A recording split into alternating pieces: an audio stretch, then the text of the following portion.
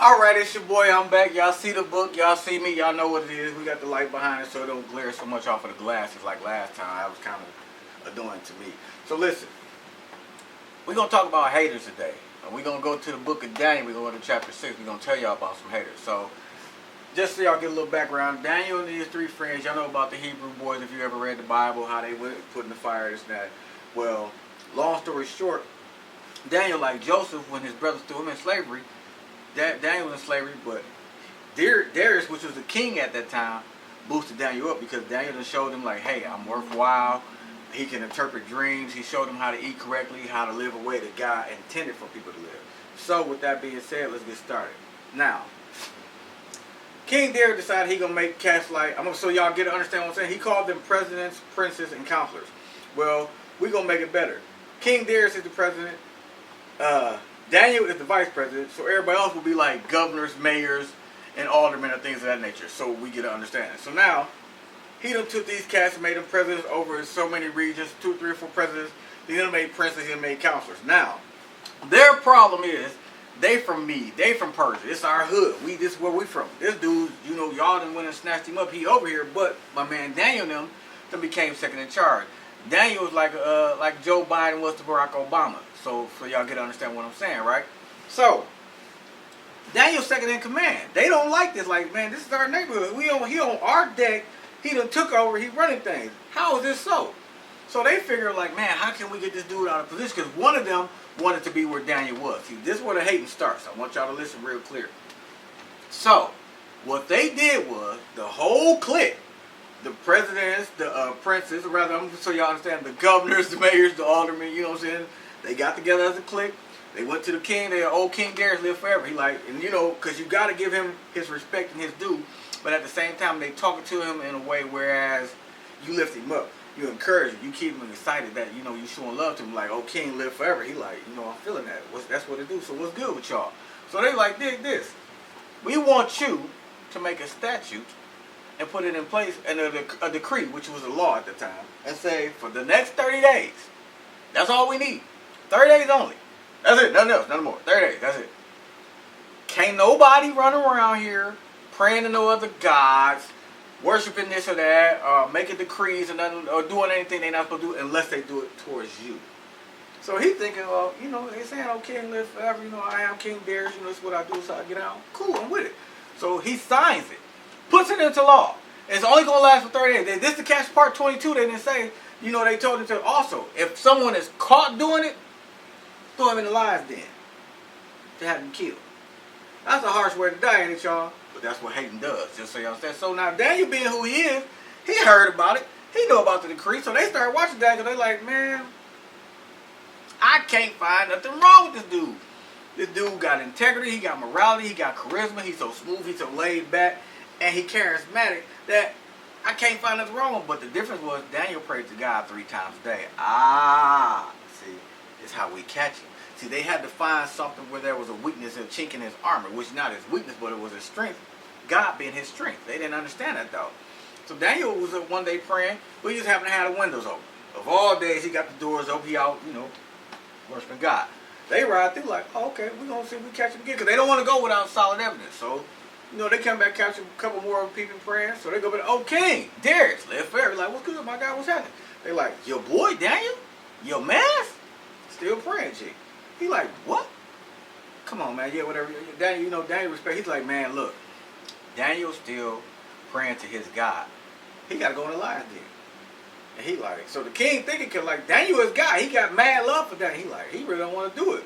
And they like, so what you gonna do? As a matter of fact, we'll send him to go get him. Don't worry about it. They don't send the cats to go pick him up, the little, the security guard and whatnot.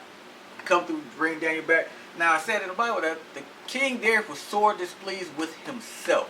What had happened was he realized, now I understand what y'all wanted. What your intent was by telling me, man, sign this off, man, put it in the law, because it was only for 30 days. He didn't think about that Daniel was still going to worship and praise his God. So the king didn't really want to do it because, Daniel's his man's in them, pots and pans in them, his right hands in them. You feel me? He good. Daniel is due, but he gotta abide by the law because they keep putting it in his face like, look, the laws of the Mede and Persian state that once the king says something as a decree, it has to be carried out. So the king tarried all day, all morning, all early afternoon. So he waited till late in the evening. And this is what it said. He said he had them lower Daniel into the lion's den. They didn't throw him. Now, you gotta pay attention to what the Bible says. They lowered Daniel into the lion's den. Then they closed and put a seal over it. Boom. And the king had to put his signature on it. So he done went back to the palace. He like, they got my man's down there. I'm hoping he like, Lord, if you, whoever you is that got Daniel pray to, you keep him safe, because like, it's my man's, Pastor Pass. That's the mess. Me and Daniel, it's my guy. Like, we like this. So he don't want to hear no music. He ain't went to sleep. As soon as the sun break, poof, king out of there. He hightail it, y'all. He going down there by like that. He like, oh, Daniel, tell me that your God saved you. He yelling and screaming. He want to holler at his man. And Daniel said, oh, king, live forever. God has found no fault in me. So he closed the mouths of the lions. So wait a minute. Y'all did all this hating because I'm praying to my God. I ain't praying to your God or your God. Okay, I'm going to respect the king and admonish him as I should, but I'm going to keep my God first. So the king, he elated. He geeked like, whew, whew, go Daniel, go Jesus. You know, he don't know about it, but he's excited. So he's excited about Daniel's God now too. Remember that. I want y'all to remember this. He's excited about Daniel's God. So he has Daniel brought up. Now, I'm going to tell y'all, picture this real quick. I feel like when Daniel got in the lion's den, when he was being lowered down, the whole time he was like, God, I guess I'm ready to meet you. I guess it's about time to get there. But when he get down there, I believe, this is how I pictured it. God put a scent on him that turned the lions away, like, we could win one of us. So I feel like Daniel was down there like you training God. He like, jump, lay down, play dead. He done taught the lions all kinds of tricks. I feel like they were down there getting it in. He like, roll over, like, stand up, crawl. They laughing at you. You know him and the lions partying down there. He cool, because he like, man, they mouths were shut. They didn't do nothing to me. Once the king pull him out, he go get the presidents, the governors, the mayors, the aldermen, the president's counselors. He said they found their wives and their children. He said they throw them all in the lion's den. He said before they hit the ground, I want y'all to peep this. This is what Hayden does. And this is how God will make sure stuff that, he said, no weapon formed against you shall prosper. They already put the weapon in place. They made sure it was done. They executed, but it didn't prosper. Just so y'all get that. Before they hit the ground, they said the lions were breaking their bones, shredding them in pieces. All these cats and their families. After that, the king went around and said, check this out. From this day forward, we going to honor Daniel's God.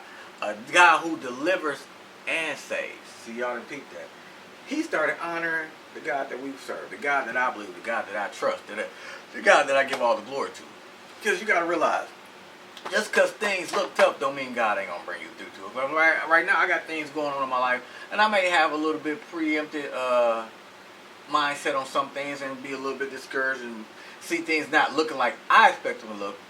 But they look exactly how God wants them to look. And that's the difference. Daniel was a man who basically, like Christ before Christ. Not saying he was Jesus, but I mean his walk, the way he emanated, what he did, and how he lived his life was like Christ before Christ, if that makes sense. So, dig this. Live your life the way Jesus wants you to. I'm telling you, there's nothing like that ever. Because when you live in holy and righteously, and the way God wills for you to, you're going to be like Daniel. So no matter how hard they hate, they can throw you in the lion's den, but God ain't going to let it prosper. He said, no weapon formed against you.